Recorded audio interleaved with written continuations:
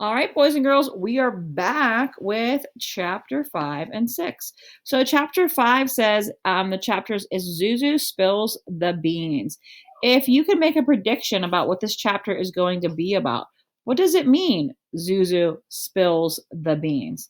This is a type of idiom, which is a figurative language that means like is Zuzu literally taking a bucket and spilling beans on the ground?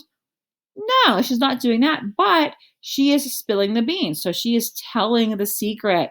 And what was the secret that we learned in the last chapters? It was the ghost.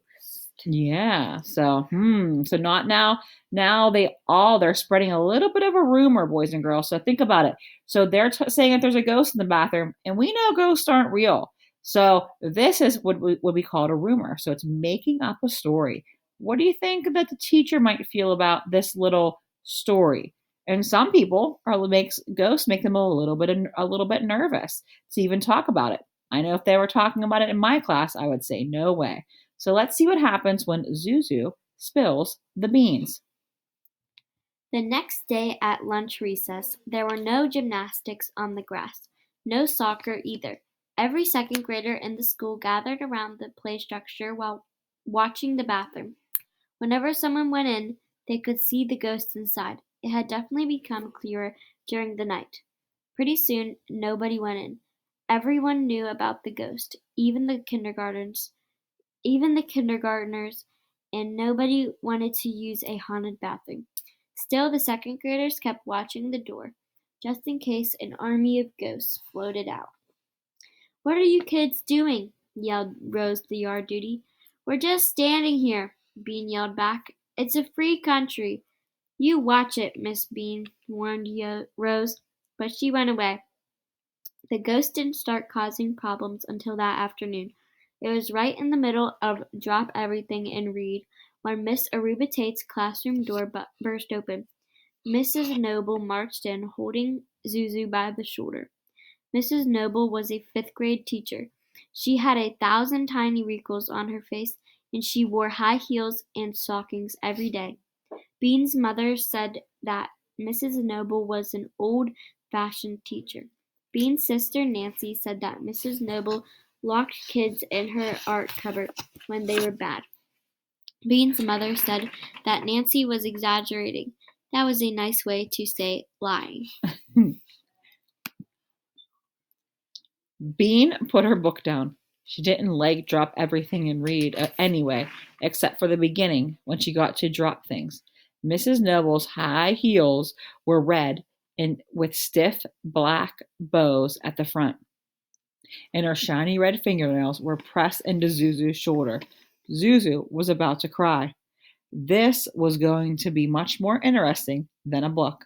Mrs. Noble didn't bother to lower her voice. "Becky," she boomed, "you've got to keep an eye on them. I found this one all the way over in the upper school bathroom." Mrs. Aruba Tate looked worried. "What were you doing in the upper school bathroom, honey?" Zuzu opened her mouth, but no sound came out. Big tears dripped down her cheeks and fell on the floor.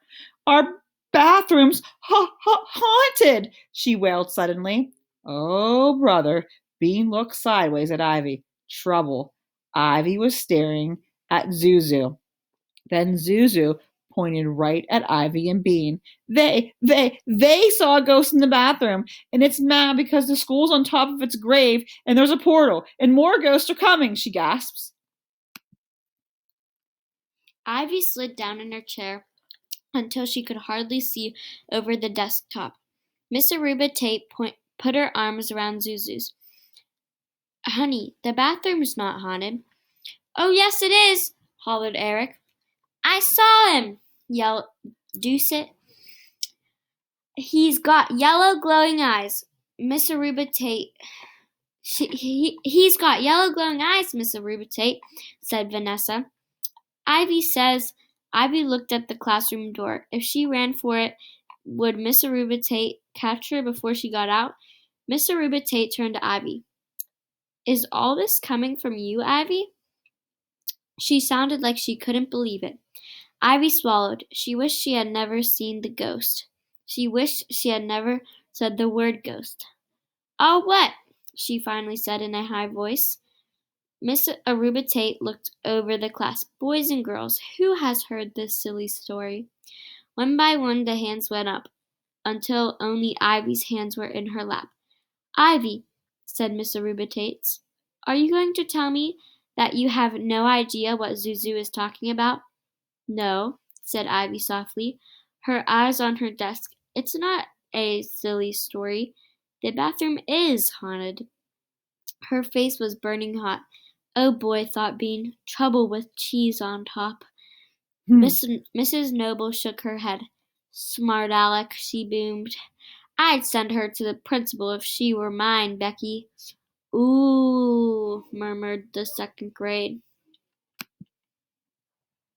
But as it turned out, Mrs. Aruba Tate didn't send Ivy to the principal's office. Instead, the whole class sat in a circle on the rug while Mrs. Aruba Tate talked about ima- how important imagination was. Then Mrs. Aruba Tate told them a story about yelling fire in a crowded theater. Bean had no idea what any of it had to do with the haunted bathroom. Ivy just wanted to run away. She didn't hear anything, at least not until Mrs. Aruba Tate said, "Some stories can be harmful to others, class, and that means we have to use our imaginations responsibly and respectfully." Ivy tried to scrunch down behind Bean, who was sitting next to her. Mrs. Aruba Tate said, "Do you understand, Ivy?"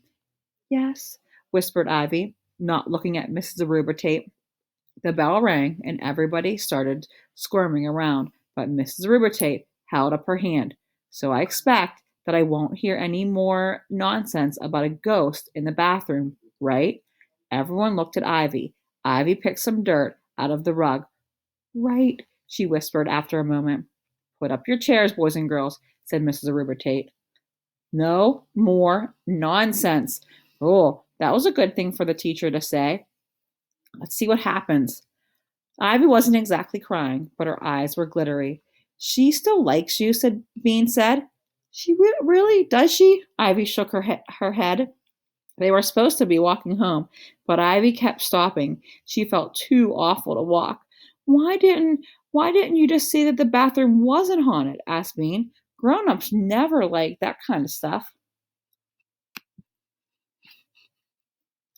"But it is haunted," Ivy said, "and I'm the one who said it was." "Okay," Bean said, "but you don't have to tell them everything." "I didn't think Miss Aruba Tate would get mad at me." "She's not mad at you," said Bean. "She is mad at me," said Ivy in a choked voice. "She hates me." "No, she likes you because you know all the answers," Bean said. Ivy didn't say anything, but she started walking again. "Ivy's in trouble," sang a voice behind them. Bean whirled around. "Why don't you just shut up, Leo?" "Hey," said Leo, surprised. "That's mean." "Go away," Bean said. She wished she had some plums. "I live on this street, you doof." Leo picked up a rock and threw it at a tree. "I heard you got sent to the principal's office," he said to Ivy. "I did not," yelled Ivy. She stuck her tongue out at Leo. "Gee," said Leo, "if there is a ghost, your ugly face would scare him back to his grave." Ivy stopped sticking out her tongue. "Oh," she said, "Bean, that's what we have to do." "What?" said Bean. We've got to get back. We've got to send it back to its grave," said Ivy. "We need to expel it." "Expel? Like Cody?" Cody had lit 2 garbage cans on fire and wasn't allowed to come back to school anymore. He was expelled. "Yeah, like Cody," said Ivy. "That'll fix everything." "I don't know. Do you think it'll fix everything?" "I don't know about that." "How are you going to expel a ghost?" Leo asked. They had forgotten he was there. "Secret," said Ivy and Bean at the same moment. They looked at each other and smiled. "Aw, come on," said Leo. "I won't tell." "Can't," said Ivy as she started to walk away. Leo looked glum. Bean felt sorry for him. "We'll tell you afterward." "Oh, thanks," he said. Bean turned and raced to catch up with Ivy, who was halfway up the street. All right, boys and girls, we're going to take a break there. Bye. See you next time.